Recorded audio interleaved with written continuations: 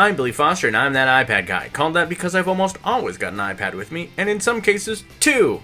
This week, it's Amazon Instant Video and Hulu Plus on iOS. iOS finally got two great new video apps added to their ecosystem.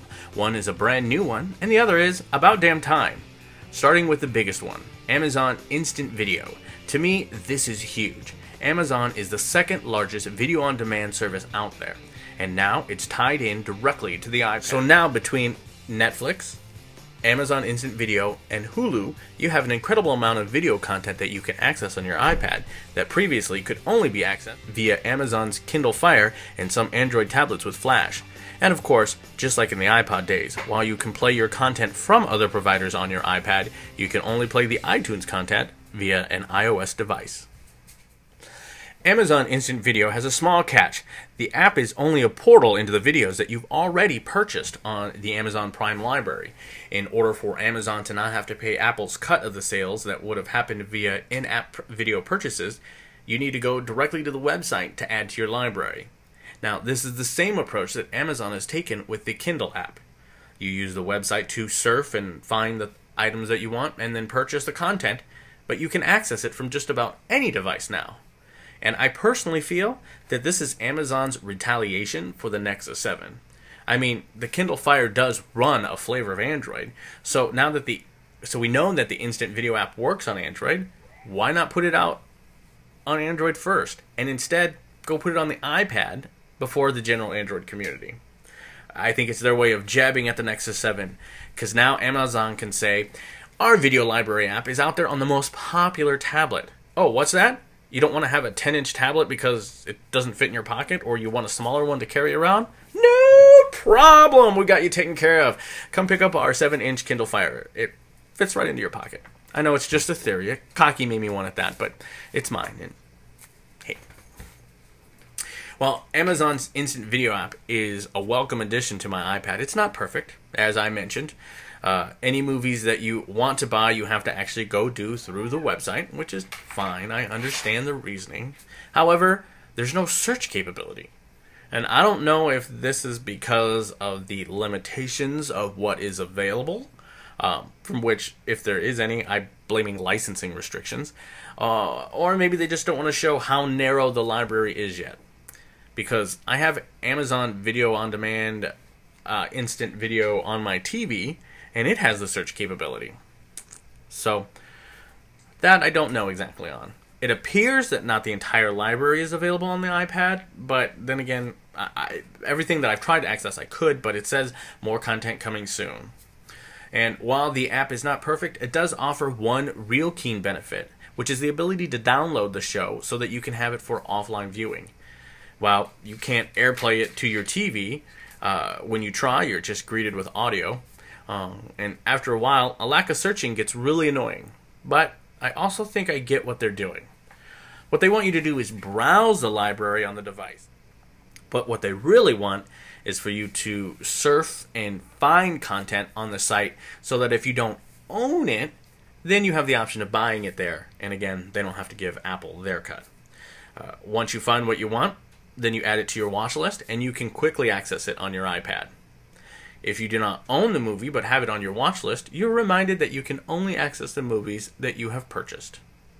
Of course, there is no option to purchase, but you do have the ability to remove it from your watch list. So, say la vie.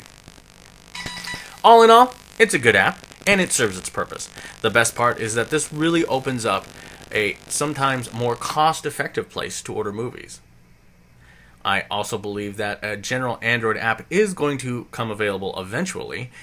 I think it only helps Amazon by having the ability to watch and purchase this content across multiple devices.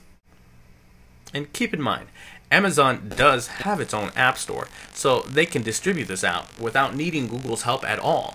In fact, I say it almost encourages someone to install the Amazon App Store on Android, since they won't get it stock, by offering the Amazon Video app there only. So that's the Amazon Instant Video app, and it's free in the Apple App Store. The second app I'm going to talk to you about today isn't new to the iOS ecosystem, but it's been newly added to the Apple TV, and that's Hulu Plus. In case you aren't aware, Hulu Plus lets you watch full seasons of popular shows like Modern Family, The Office, Family Guy, and many others. It also gives you access to classic serials including Lost and Battlestar Galactica. You can use it over Wi-Fi, 3G, and 4G. It does it with limited advertising, and I kind of think of it as a corporate software version of a DVR. Recently, Hulu has even added some of its own original content. I haven't had a chance to check it out yet, but I'm interested in seeing the Kevin Smith spoiler show. I've just been stuck catching up on The Office, South Park, and Parks and Recreation. What can I say? In fact, I've canceled my digital cable service because of its crappy service and lack of functionality. And now I've signed up for Hulu Plus so that I can get most of the shows that I like to watch in high definition. And the money that I save for paying for the digital cable service and their DVRs that we had, I can use to buy the shows that we don't get access to via Hulu Plus. And, best of all, they're going to be commercial free. I won't even have to fast forward. So, don't get me wrong. We haven't cut the cord completely yet. But we are working on it, to a certain degree. More on that once we get our simple TVs, hopefully in October or November. But back to Hulu Plus. An interesting note, the Apple TV is a bit of a different beast. On what I call your traditional iOS device, like your iPod Touch, your iPhone, or your iPad, you have an app store where you can go select the apps that you want to install. However, the Apple TV apps get pushed to you and are only approved by Apple. The other interesting thing is the app functions more like a traditional Apple TV app versus one designed by Hulu, which gives a more universal feel across all the different applications. So podcasting, Netflix, Hulu Plus, YouTube, and Vimeo all use the same style of interface. And I think maybe this is part of the key to cracking the code that Steve Jobs may have hinted at for the television. I didn't give much credence to the rumor of an actual Apple TV until recently when I hooked up my Apple TV to my Touch PC and almost instinctively went to touch the icons on the Apple TV. Now, of course, they didn't work because it's still just a TV signal on the Touch PC, but I could see how the interface already leads to that type of interaction. Adding Hulu Plus increases the Apple TV's value. At this point, the only thing Apple TV is missing is a way to actually get a TV signal to the Apple TV. Again, I refer back to Simple.TV, which should provide that down the road. It's interesting how Apple is slowly adding functionality to the Apple TV by quietly adding these apps without any real big announcement or fanfare. I'm also curious, is Apple making these apps? Is it through some sort of partnership that they've established? I mean, it's no secrecy that ABC and Disney is tied to Apple, so it's not a surprise that Hulu Plus has finally come to the Apple TV. I'm betting that we won't see Amazon's instant video showing up anytime soon.